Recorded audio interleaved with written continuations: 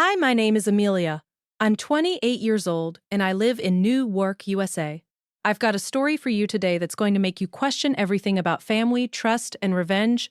Have you ever felt trapped by the very people who were supposed to love you unconditionally?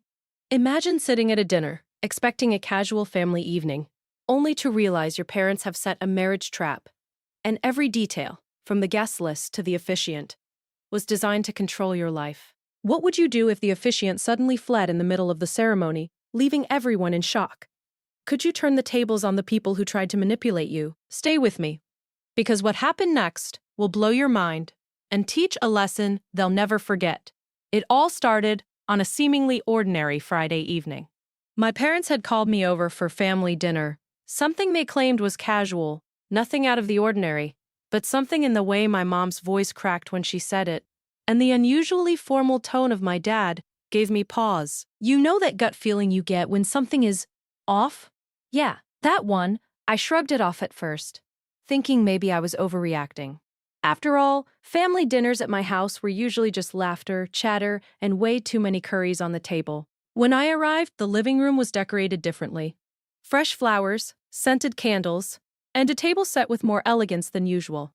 Not in a casual let's eat way, but in a ceremony-like way. And that's when my unease grew. The guests were unusual too. Some distant relatives I barely knew, friends of my parents I had met maybe once, all seated in perfect, calculated positions. My father greeted me with that too wide smile, the kind that doesn't reach the eyes, while my mother tried to act casual but kept glancing at the clock. Something was happening here, something I hadn't signed up for. As I took my seat, I noticed the centerpiece of the dining table, a tiny folder, sealed and official-looking. My mom handed it to me with a sweet, "For you, dear." I opened it and froze. Inside were papers, not just any papers, but documents for a marriage ceremony, complete with names, dates, and even a location for the supposed official signing. My heart skipped a beat. I looked at my parents, and their smiles didn't waver. Calm, perfectly calm. Too calm. I realized right then that this dinner was a trap. My parents had meticulously planned everything, every seating arrangement, every word, even the lighting to lead me here. And the more I looked around, the more I noticed small hints. The soft music playing, not random background noise, but songs that subtly encouraged compliance and sentimentality. The way the waiter, or maybe someone pretending to be one, kept bringing dishes at precise intervals, almost ceremoniously. It wasn't a dinner, it was a stage. They wanted me to feel comfortable, to let my guard down, and then spring it on me. I could feel the tension rising in my chest. How long had they been planning this? Who else knew? And why? That's when my dad made the first move. He cleared his throat, picked up a glass, and said something along the lines of, "We're so proud of you and your choices, Priya. Tonight is special." Special? I looked around, and every eye was on me. The moment was creeping closer. I tried to stay calm, tried to act casual, but I could sense every detail had been designed to make me vulnerable. The food, the decor, the carefully chosen guests, even the seating arrangements, all pointing to one goal: trap me into a marriage I hadn't agreed to. And yet, they had no idea that I wasn't just going to sit there quietly. I was already calculating my next move, watching for weak points, looking for the perfect moment to turn this dinner upside down. Little did they know, the evening was about to go off script, in the most unexpected way. By the time the appetizers were served, I could feel something in the room shifting. What had started as a seemingly normal dinner was turning into something much more sinister. My parents had mastered the art of subtle manipulation. Smiles, casual nudges, tiny remarks, everything designed to make me believe I was choosing to go along, when in reality, I was walking right into their trap. It started with small comments. My mom leaned in and said, almost casually, "You know, Priya, it's about time you settled down. We just want what's best for you." On any other night, I might have laughed it off. But tonight, there was a weight behind her words. My father, sipping his wine, added with a grin that didn't quite reach his eyes, "And we've already found someone. Perfect for you. Perfect for me." I had never met this person before. My stomach dropped. The more the evening went on, the more I noticed the patterns. Every topic of conversation seemed carefully chosen. Relatives whispered things like, You'd be so happy if you listened to your parents. And we all just want to see you married. Even the food seemed symbolic. The main course was paired for two, and every toast was framed around the idea of partnership, commitment, and inevitability. It was like I was living inside a play, and I was the main character with no lines. Then came the subtle psychological push. My parents started talking about how marriage completes a person, and how time waits for no one. They weren't just trying to convince me. They were trying to pressure me emotionally, to make me feel that saying no was selfish, wrong, even unnatural. I caught my dad glancing at the clock and noticed how everyone's eyes kept flicking toward me, measuring my reactions. My parents had clearly rehearsed this. Every smile, every nod, every laugh was timed to push me closer to agreement. And that's when it hit me. They weren't just manipulating me. They had allies in the room, some distant relatives. People I barely knew were strategically placed to validate their plan, nodding, smiling, subtly echoing my parents' words. It wasn't a family dinner anymore. It was a calculated operation, designed to corner me into compliance. I felt like a character in a thriller movie, and the tension was so thick I could almost touch it. But here's the thing about traps. They only work if the person inside doesn't notice them. I did notice. Every subtle glance, every carefully placed comment, every coincidental touch of the hand, it all screamed control. And that's when I realized something important. This wasn't about my happiness. It was about social gain, appearances, and their idea of obedience. They thought they could corner me. But what they didn't know was that I had my own plan. By the end of the main course, my parents were smug, thinking the momentum was in their favor. They believed they had emotionally cornered me, made me doubt my own instincts, and softened me up for the big reveal. But I was calm on the outside, calculating on the inside. I knew the perfect moment to take control was coming, and I was ready to turn their entire scheme upside down. Little did they know, the hidden agenda wasn't just going to be exposed. It was about to explode in a way they never imagined. The moment had finally arrived. My parents stood up, smiling with the kind of confidence that comes from believing a plan is foolproof. "Let's begin," my father announced, voice calm, rehearsed, as though we were all actors on a stage he had written. I took a deep breath, trying to maintain my composure. But every muscle in my body was on high alert. I could feel it, something in the air had shifted. The tension was thick, almost tangible, like static before a storm.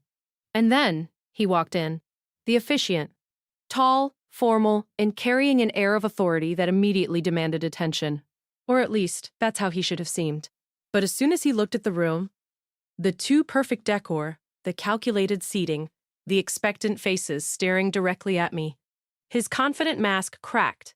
I swear, I could see the hesitation ripple across his face. Something about this setup, the tension, the intensity of my parents' gaze.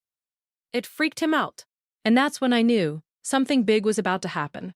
He cleared his throat nervously, flipping through the papers that had been prepared for the ceremony. At first, everything seemed normal, but then a tiny stutter in his voice caught my attention.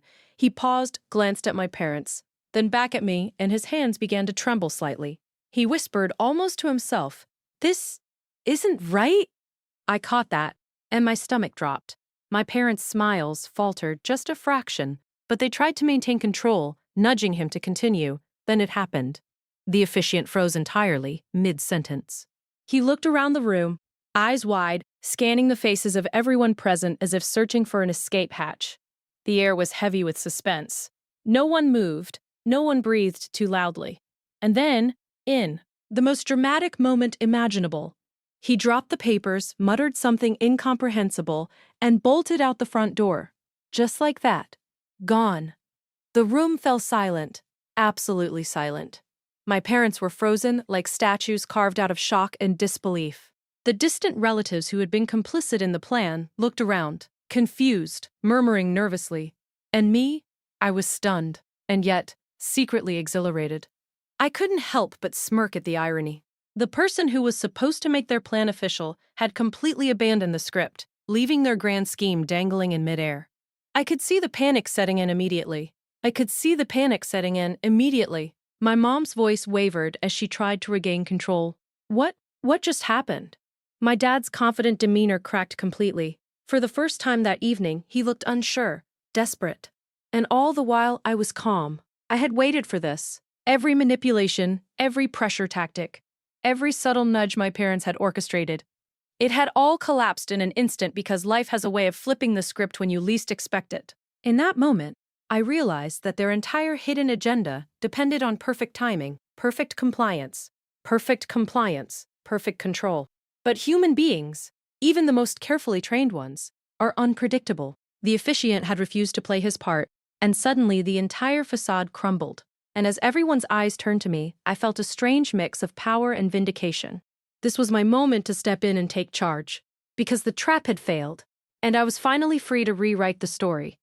Little did they know the shock of the officiant fleeing was just the beginning. What came next would make them question everything they thought they controlled. The moment the officiant bolted, a stunned silence filled the room. My parents, who had been smug all evening, looked like statues, mouths open in disbelief. Perfect plan. Every calculated step, every subtle nudge, every ally in the room, had unraveled in an instant. And yet in that shocking pause, I felt something shift inside me. I realized this was my moment, not just to escape, but to turn the tables completely. I stood up slowly, letting my eyes sweep across the room. I could see the panic in their faces.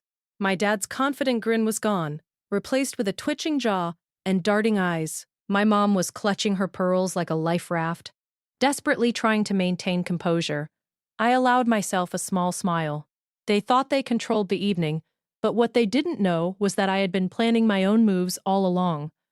I started calmly, addressing the room. "Well, this is awkward, isn't it?" I said, my voice steady, carrying just enough sarcasm to make the tension palpable. A few murmurs broke out as the distant relatives and friends glanced at each other, confused. I continued, "You all came here tonight thinking I was going to fall into a trap, to do something I never agreed to. But guess what? Life doesn't work that way." The room was tense, like a balloon about to pop. My parents tried to interrupt, but I held up my hand. "No, you need to hear this." All night, there were subtle hints, little pushes, and comments meant to make me doubt myself. You thought I wouldn't notice. You thought I'd just comply. But I noticed everything. Every smile, every word, every so-called casual remark. And now, it's my turn. I leaned closer, my voice dropping to a deliberate, quiet intensity.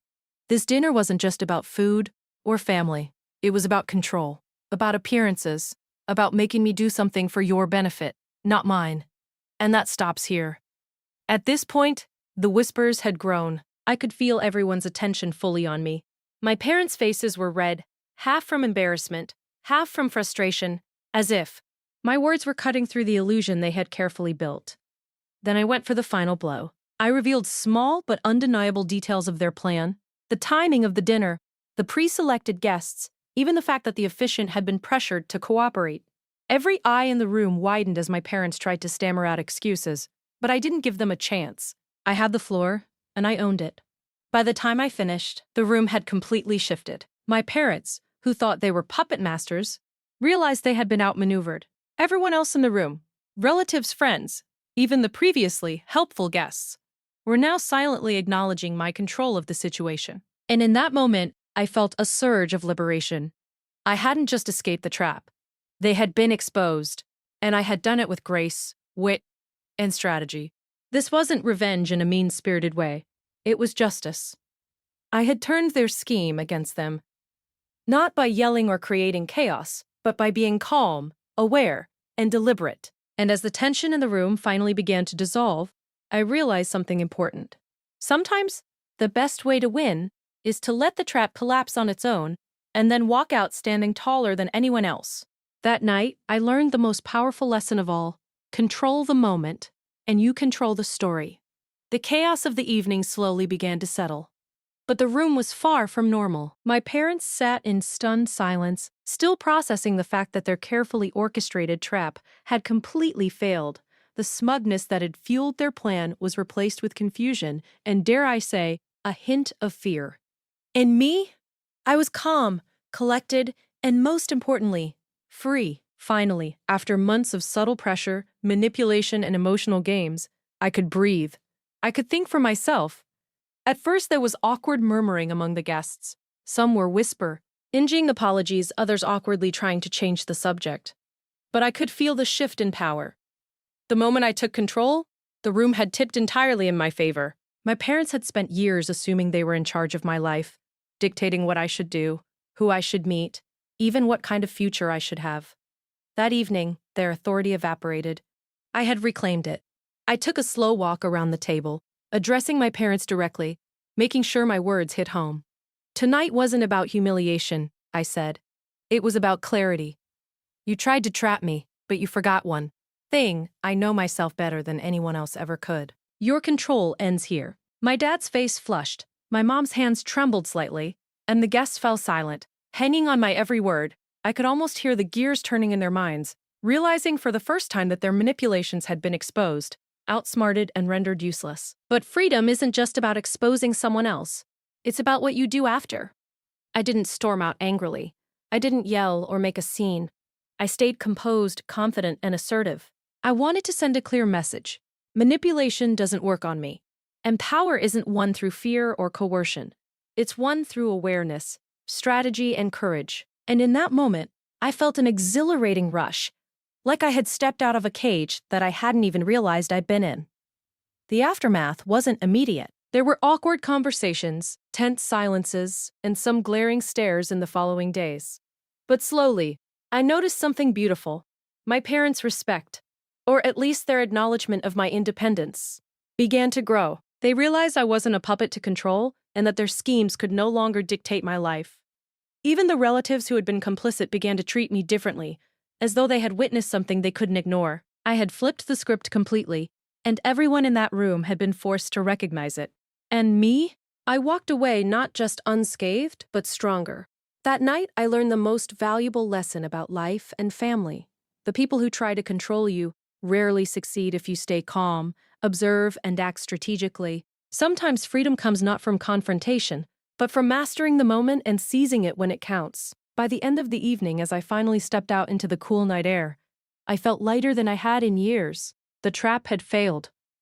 The manipulations had failed. And I, for the first time in a long while, had won my own life back. Now I want to hear from you. Have your parents ever tried to control your life, or have you ever found yourself trapped in a situation you didn't sign up for? Drop your story in the comments.